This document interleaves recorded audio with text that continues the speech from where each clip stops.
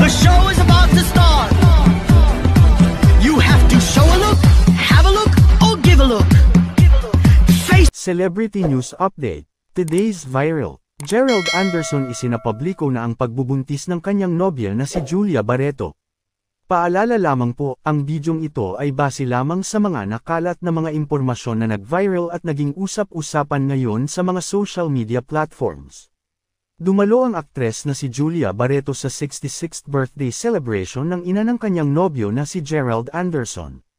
Sa mga litratong in-upload ni Gerald sa Instagram noong September 14, 2024, makikitang kasama niya si Julia na lumipad pa General Santos City para dumalo sa kaarawan ng ina ng aktor na si Evangeline.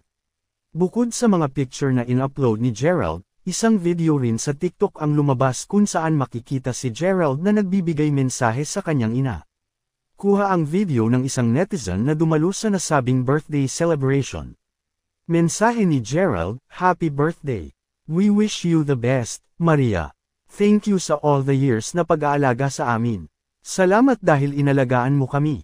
Alam namin na ibibigay mo ang lahat para sa amin at ibibigay din namin ang lahat para sa iyo." Kalakip ng pangakong ibibigay niya lahat, bahagyang napatigil si Gerald dahil aniya ay may mga bagay siya ngayong hindi pa maibigay na baka ikatampo ng kanyang ina. Aniya, lahat ng gusto mo ibibigay namin. Pero kapag hindi naman namin kaya, huwag ka na magtampo.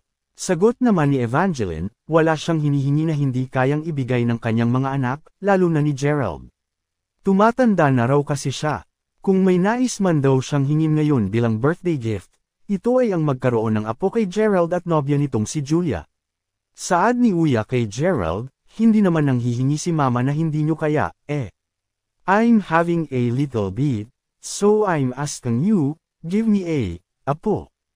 Hindi na nagawang ituloy pa ni Evangeline ang kanyang sasabihin dahil sa hiya nang makitang nakatitig sa kanya si Gerald, na halata ring nabigla sa sinabi ng ina. Bukas sa publikong sabihin ni Gerald na sa punto ng buhay niya ngayon ay nais na rin niyang lamagay sa tahimik.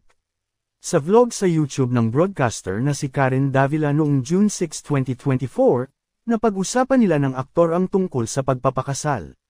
Ayon kay Karen, nararapat na meron na talagang katuwang sa bahay at buhay ang aktor. Sagot ni Gerald, actually, malapit na. Kailangan kasi siya yung mag-ano sa household, siya yung magbabantay. Ano ang masasabi mo tungkol dito?